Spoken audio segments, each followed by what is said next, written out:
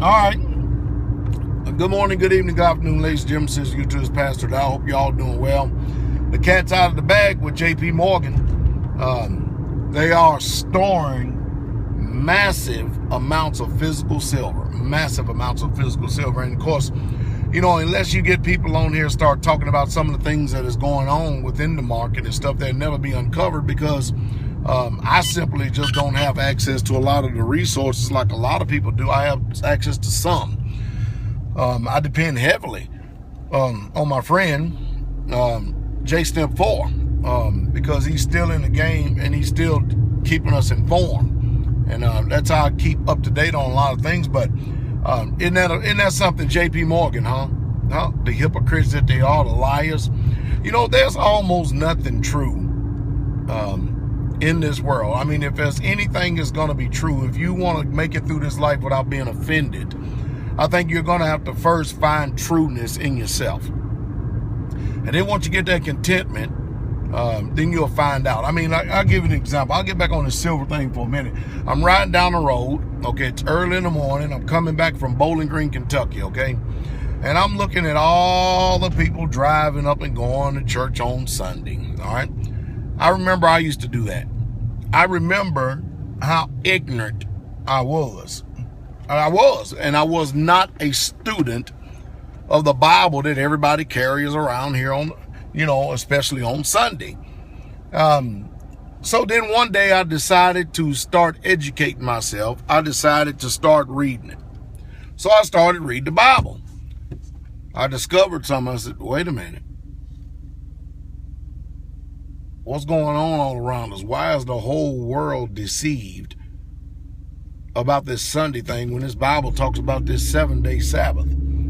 So I started studying, investigating, doing my, independent research, my due diligence. I come to find out that these people are in the same condition that I was in. Dumb on purpose. Don't want to change. Oh, I hear the truth all day long, but the truth is, people will hear the truth all day long. They don't want to change, no matter how much truth comes, because change is painful.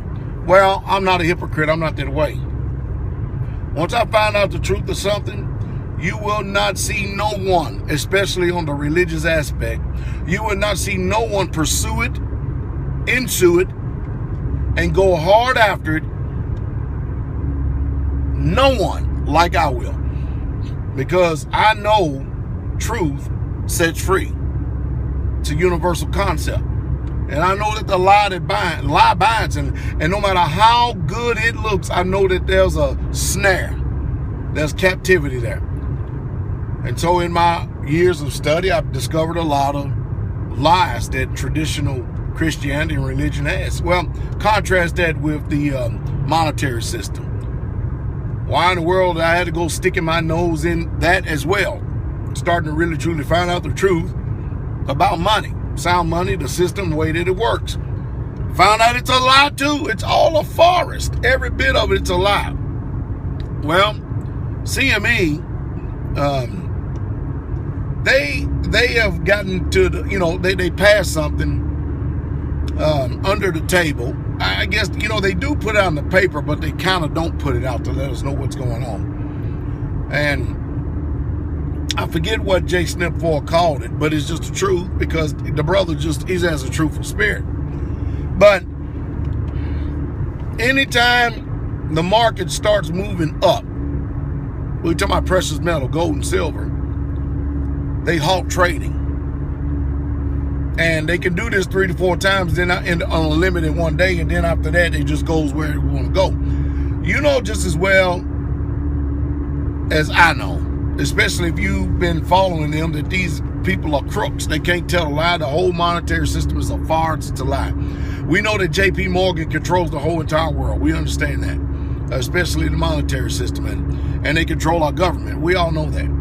The sad part about it is that no amount of truth that we present to you, if you have not done your own due diligence, if you have not gotten clear on the things that you have heard, it's easy to sit back and judge and pass judgment and be pessimistic. It's easy to say, I told you. If I said it once, I said it 1,000 times. Silver is a long-term investment. Well, now that term is getting pretty short.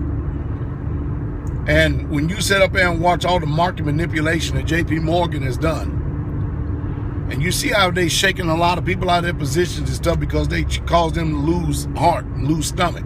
And I don't understand something. Maybe you can explain it to me about this American spirit. Silver is at a fire sale right now at $16 an ounce. And plus, you got to play a little bit over spot, but $16 an ounce. And hardly anybody wants to buy it. They're just us silver bugs who understands what's going to happen because, you know, you follow history. It's just inevitable. We're at the verge of collapse. But why is it that people don't get interested into buying silver until it starts shooting up? You watch, as soon as it gets to $20 or $30, everybody wants to start buying again because they feel like they're going to miss out on something. Right now, it's cheap. They don't want to buy it. I don't understand that American spirit, but I've always told you that silver is a long-term investment. And it looks like those of us who have invested in precious metals, we're going to be reaping the benefits of it pretty soon. I don't mind telling you, when Bitcoin first came out, I kind of looked at it and I did it again. I told myself in history I'd never do that again, and I find myself making the same mistake again. I remember when Bitcoin came out, I looked at it just a little bit, not enough to make an informed decision. And then I just kind of just threw it away simply because of my understanding of history and what real true money is. Well, I missed the boat on the Bitcoin because Bitcoin actually did pretty good. Did it have volatility? Sure it did. It had ups and downs, basically. Yes, it did. But it's been pretty solid. But anyway, hey, I'm willing to go ahead and chalk it up as stupid tax. Say I was wrong about it. And make sure I go on and be right. But my main focus and attention is to diversify my portfolio. And what that means is I buy silver. I'm not going to buy silver paper, silver contracts, silver stocks. You know, I can put in all different types of different wordings and everything. I'm talking about I'm going to diversify my portfolio with precious metals, i.e. tangible assets. How do you diversify it? Well, you get some Chinese pandas, you get some American eagles, some Canadian maple leaves, some Philharmonics, some leotards.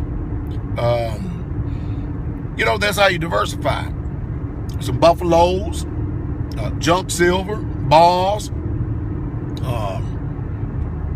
I mean, I can go on and on how you can diversify your portfolio. And most people say, well, Pastor Dow, you're not diversifying your portfolio. All you still doing is buying silver. Yeah, I sure am. I'm still buying silver just in different quantities, minute by different people. But it's still silver. But to me, it's diversity because I've looked at this thing. I've studied this thing, just like I've studied Christianity.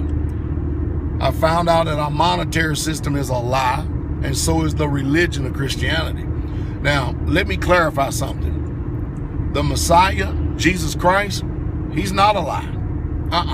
Nowhere near shape, fashion, or form. What is a lie is the people who say that they call on his name and they willfully transgress his commandments. You know, it's all, you know, even atheists, agnostics, unbelievers, believers, no matter who you are, everybody knows that there's something after this life. Nobody's willing to pay the price to search out the matter to see what if it's so, because it's just too uncomfortable.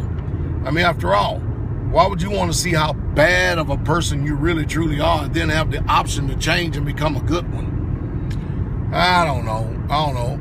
But I know this, we have one way, one time to pass this way. And whatever we do now is going to echo throughout all of eternity.